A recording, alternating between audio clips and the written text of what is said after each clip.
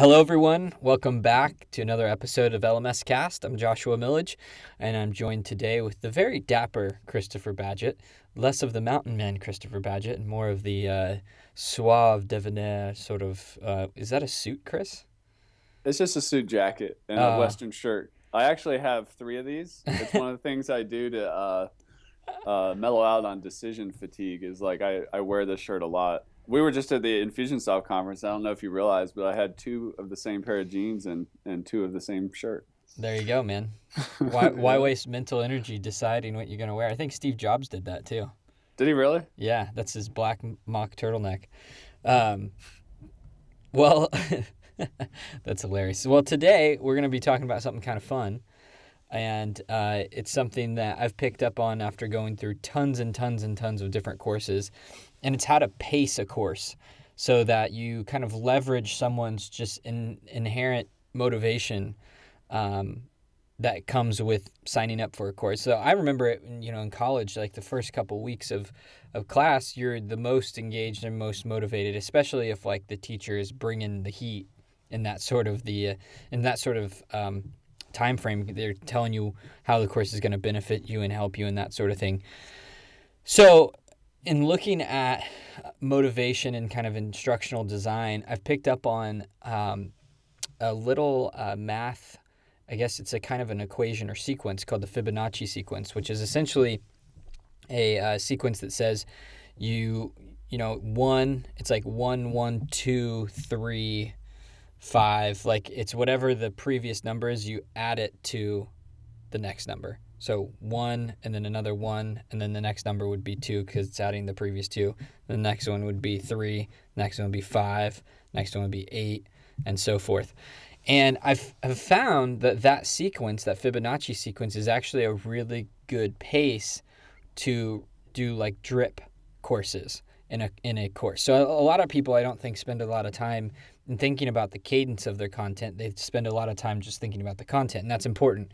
But even if you have great content and you don't think about the pacing of it, um, the completion rate could suffer.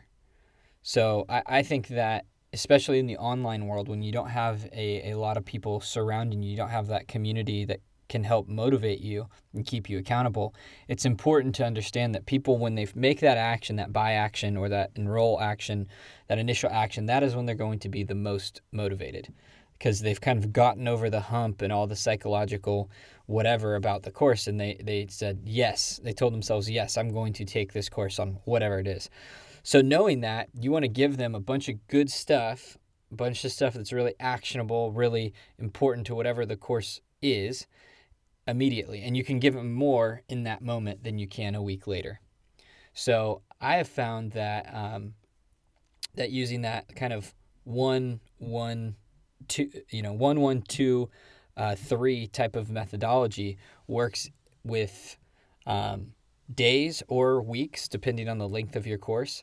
But I've even seen it with a couple like really all-star web entrepreneurs who create courses. Eben Pagan does a really good job in his Wake Up Productive course, where when you buy the course, you get a like an hour and a half video that goes through the entire, like where we're headed, where we're going.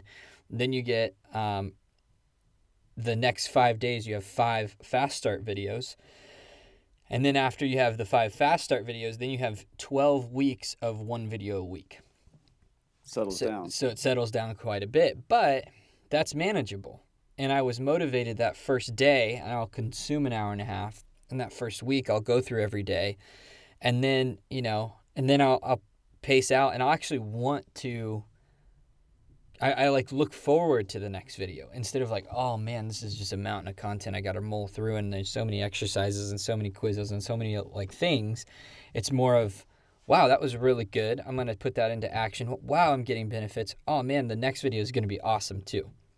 That's And awesome. That's so like that's thinking like a learning management system and less like a membership site. yeah. Well, and that's the thing. Like when this episode goes out, we'll what should the URL be? We'll do lmscast.com slash, what's a fun word? Fibonacci. That's a hard one to spell though. Let's say do pace. Okay. like the salsa. All right. That's an easy one. So if you're listening to this in your car, you can head over to lmscast.com/pace. Or if you're on the YouTube video, just look at the link in the description. And what we'll do is we'll have kind of a layout of what this looks like in terms of like a diagram. But I'll host a webinar to show people how they can build this Fibonacci sequence into their courses using LifterLMS, because our feature with our engagement functionality allows you to set this up really easily. You don't have to do anything else. You can And drip. You can drip the content, and then you can actually send emails out based on when that drip content goes out and say, hey, this video is available now. This video is available now, or this course or this lesson or whatever it is available now. And I think that people will see a dramatic increase in completion of their courses and engagement throughout their course because they're not overwhelming people. Well, LifterLMS has, the badges and the emails and the certificates that can happen. So maybe part of that too is like, it's okay to be a little heavy on the engagements earlier in the course, but then maybe back off as it goes so that people don't feel overwhelmed. Like, whoa, I'm getting like too many emails from this person. But that's really fascinating. And I just want to bring up, like, in nature, if you're looking for a visual of the Fibonacci, the way the shell of a snail forms in that spiral is calculated. You see the Fibonacci sequence in nature all the time. It's also the way, like, the florets or the head of a broccoli form. It's just one of those universal sacred geometry, if you will, things that exist in nature. So it's totally natural that would make sense for learning as well. Yeah, I found that all the courses that I seem to enjoy and get through and implement have some sort of pacing that follows this sort of structure.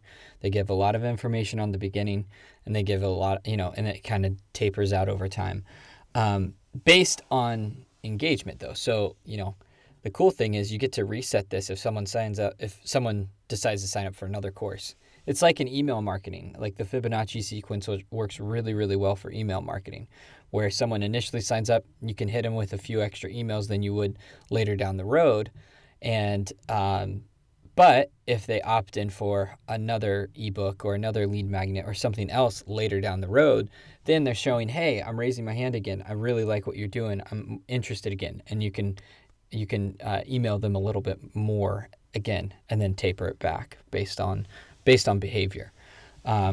That's really awesome. I mean, learning management system is not just about the tool. It's about that fourth dimension of time. And that's a really powerful rubric or metric you're giving us to, like, think about how to deal with time and how the learner learns and how they want to be engaged in a natural way. That's awesome, Josh. Yeah, I think it's a really important concept to take a hold of, because everyone has gone through a class, I think, at some level where it just seemed to drag on. And it was really, really boring and that sort of thing. And you can actually hide the lessons that are not so exciting when you use this, because you're not blasting people with content. You're not overloading them with content. So you can take a lesson that's not as fun, and you can put it in the sequence maybe at the beginning where people are most motivated, or later down the road, but it's you've given some people some time to digest the previous lesson, so when they get to that one, they're ready to go. Because Tony Schwartz says it best. I mean, we grow through periods of intense focus, and it's like exercise. You grow through intense weightlifting or whatever you're doing, and then rest, and then you engage again and rest. And that pendulum swing, that back and forth, is really important, especially in learning, because sometimes I'll read something in whatever it is, like, marketing or spirituality or whatever subject matter that I'm reading at that point in time, and doesn't sit in until like months later. Right. And so the thing about that kind of begs the question is, like, would I get more out of that content if I read it and chewed on it, or if I just continued to move from the next book to the next book to the next book and just pounded my brain with more information? And I find that it's just really important to take time to process and write and write your thoughts out about the material and that sort of thing. But that's when the pendulum swings, and then I'm ready for the next chapter or the next book or whatever it is. So it's exciting stuff. I really like motivation when it comes to learning, because I don't think that in the post-industrial era we're doing a good job I don't think we're doing a good job yet of understanding how the human mind works, and how we can actually observe that and then utilize that for increased learning, and education. So you experience that too with your daughters, right? I mean, they are like unschooled, and they're very motivated around what they want to learn, and they take it in, right? Absolutely. And in that model, the child leads the learning. They show what they're interested in. And like you mentioned, there's these periods of like intense fascination with like power tools or hammers or certain types of gardening methods or identifying plants or picking flowers. And then it kind of wanes out, but it doesn't like go away. It just continues to evolve. But definitely at the moment of like introducing like a new thing to get excited about, which they often find on their own, there's this intense focus where it goes like really deep, and it's almost I think it's one of the things that the traditional education system doesn't handle very well, because it's more like a set curriculum, ones and zeros. Yeah. The student enters the machine and so on. Yeah. So that's a really cool insight you're giving there. Yeah. And I'm sure when they first get interested in something, you can throw everything you have at them and they're fine with it. Yeah. But when they start to wane, it's like, well, what's you the don't want point? to force it. Yeah. Right. Like make the negative space for something else to come in and enter the quiver of experience and knowledge. Yeah, absolutely. Absolutely. Well, I'm going to definitely host a webinar around this and lay out a whole step-by-step system that people can implement and use LifterLMS to pace their courses in this way. And you can find information about that at lmscast.com/pace, P-A-C-E, just like the salsa. So, Chris, do you have any final thoughts for the crew here? Oh, I think you had a really good point, just like a pro tip. There's this expression to sell people what they want, but give them what they need. Mm-hmm. So whenever we're teaching something, there's often these like unsexy or less exciting elements that you need to get in there to round out the learning. Yeah.